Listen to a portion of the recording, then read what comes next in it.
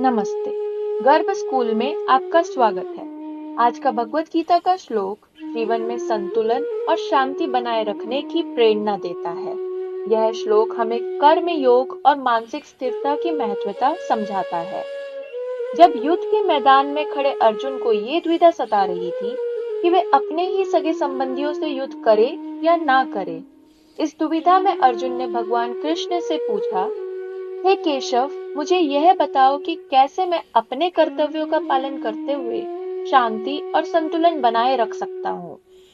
तब कृष्ण ने अर्जुन को योग और निष्काम कर्म का महत्वपूर्ण सिद्धांत भगवत गीता के अध्याय 2 के 50वें श्लोक से स्पष्ट किया। यह श्लोक है, बुद्धि युक्तो जहातिहे उभे सुकृत अदुष्कृते तस्माद् योगाय युजस्व योगः कर्मसु कौशलम।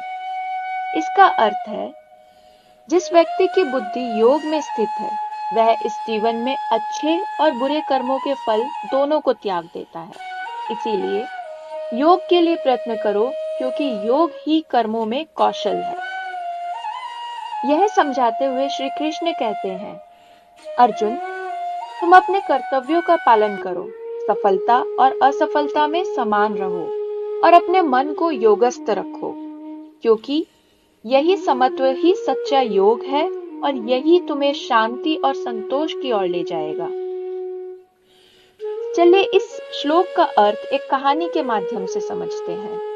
एक समय की बात है, एक छोटे से गांव में राधा नाम की एक महिला रहती थी। राधा को बागवानी का बहुत शौक था। उसने अपने घर के पास एक सुंदर बगीचा बनाया था, जिसमें वह विभिन्न प्रकार के फूल और पौधे उगाती थी। राधा हर दिन अपने बगीचे में काम करती थी, पौधों को पानी देती थी, उनकी देखभाल करती थी और उन्हें पोषण देती थी। एक दिन गांव में एक भारी तूफान आया और राधा के बगीचे को बहुत नुकसान पहुंचा। कई पौधे टूट गए और फूल बिखर गए। राधा ने देखा कि उसकी मेहनत का फल बर्बाद हो गया है। कुछ समय के लिए उसे दुख हुआ, लेकिन फिर उसने खुद को संभाला और फिर से अपने बगीचे को संवारने में जुट गई। राधा की पड़ोसी मीना ने यह सब देखा और उससे पूछा, राधा, तुम इतनी मेहनत करती हो और फिर भी तुम्हारे बगीचे को नुकसान पहुंचता है। तुम्हें यह सब करते हुए थकान नहीं होती?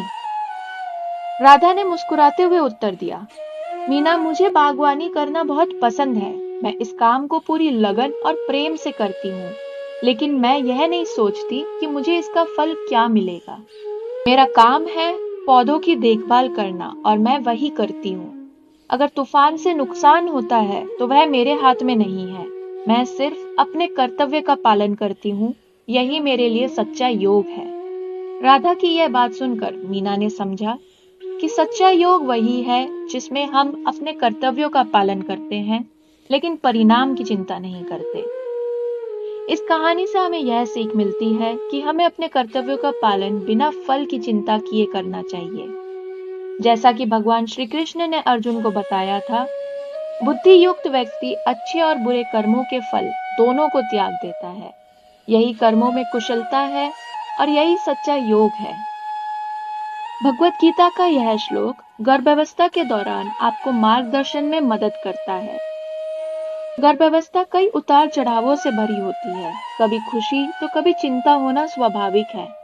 आप कर्म करते रहें, स्वस्थ रहें, सकारात्मक रहें और चिंता ना करें। आप अच्छा खाएं, व्यायाम करें और प्रसव की तैयारी करें। यही आपके और आपके बच्चे के लिए शुभ है। चलिए अब छोटा सा ध्यान सत्र करते हैं। आराम से बैठें, आंखें बंद करें और गहरी सांस लें। ध्यान दें कि आप अपने कर्तव्यों को बिना किसी आसक्ति के पूरा कर रहे हैं। अब मन में दोहराइए, मैं अपने कर्तव्यों को बिना फल की इच्छा के निभाती हूँ। मेरा मन और आत्मा स्थिर और शांत है। मैं हर परिवर्तन को सहजता से स्वीकार करती हूँ। योग और ध्यान से मेरी आत्मा और शरीर को शांति मिलती है। मैं और मेरा बच्चा स्वस्थ और सुरक्षित है। 10 मिनट तक यह ध्यान करें और मन को शांत रखें। भगवान कृष्ण इस श्लोक के माध्यम से हमें सिखाते हैं बुद्धि का महत्व। जब व्यक्ति सही दृष्टिकोण और ज्ञान के साथ कर्म करता है तो वह अच्छे और बुरे कर्मों के फल से मुक्त हो जाता है।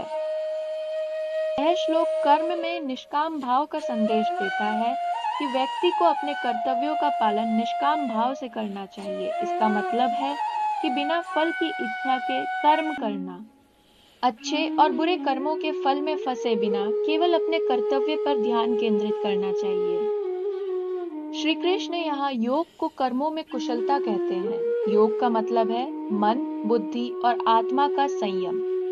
जब व्यक्ति योग के मार्ग पर चलता है तो वह कर्मों को कुशलता से और सही तरीके से करता है। कल हम एक और महत्वपूर्ण श्लोक पर चर्चा करेंगे। जुड़े रहें और गर्भ स्कूल के साथ इस सुंदर यात्रा का आनंद लें। अगर आपको यह वीडियो पसंद आई तो कृपया लाइक करें, कमेंट करें और हमारे चैनल को सब्सक्राइब करें। अपनी सोच और अनुभव हमारे साथ साझा करें। आपके सवालों और सुझावों का हम स्वागत करते हैं। धन्यवाद।